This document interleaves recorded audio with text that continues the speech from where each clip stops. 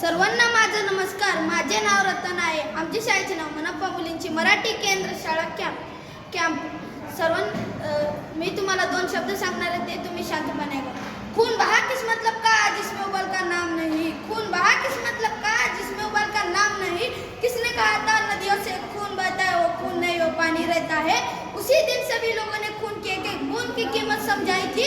जिसने वर्मा में जाकर कुर्बानी की मांग करी, चाकू छुरी से अपना रक्त बहाते थे, उसी रक्त की स्याही में अपनी कलम डुबाते थे. आजादी के परवाने पर हस्ताक्षर लिखते ही जाते थे.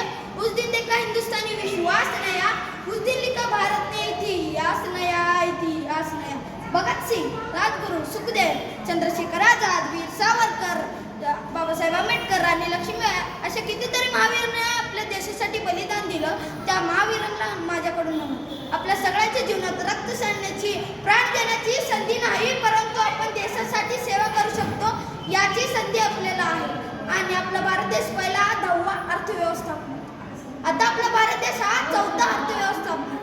जेव्हा आपल्या भारत देशात कोरोनाचं तांडव उठलेलं, पूर्ण जग जागेवर थांबलेला, हजारो लोक मृत्युमुखी पडत होते, तेव्हा सगळ्यात खराब परिस्थिती म्हणजे तो अमेरिकेचे अध्यक्ष श्री डोनाल्ड ट्रम्प यांचा फोन आपल्या भारताचे पंतप्रधान नरेंद्र मोदी यांच्याकडे. काय म्हणतात मित्रांनो अमेरिकेचे अध्यक्ष? महोदय आम्हाला मदत करा. आमच्या अमेरिके देशात कोरोनाचं तांडव उठलंय, हजारो लोक मृत्युमुखी पडत आहे. आम्हाला पॅरासाइट हा औषधाची खूप गरज आहे. तेव्हा आपल्या भारताचे पंतप्रधान काय म्हणतात मित्रांनो?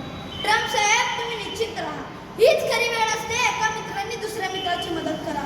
मी लवकरच एक खेप पॅरासाइट औषध भारताकडून अमेरिकेला पाठवेल असं म्हणतात. याचं कार्य म्हणजे एकच मित्रांनो, जो अमेरिका 1 नंबरवर असणार देश, इतर देशाला मदत करणारा, आज तो अमेरिका भारताला मदत मागतोय. बघा ना मित्रांनो, दिवस किती बदलू लागले.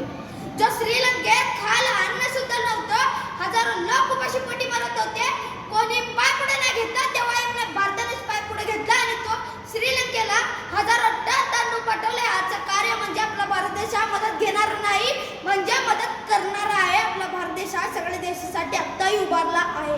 जाता जाता एवढंच बोला वाटते की जो भाई पसीना मैदान में एक एक बूंद का हिसाब ले आऊंगा, जो भाई पसीना मैदान में एक एक बूंद का हिसाब ले आऊंगा.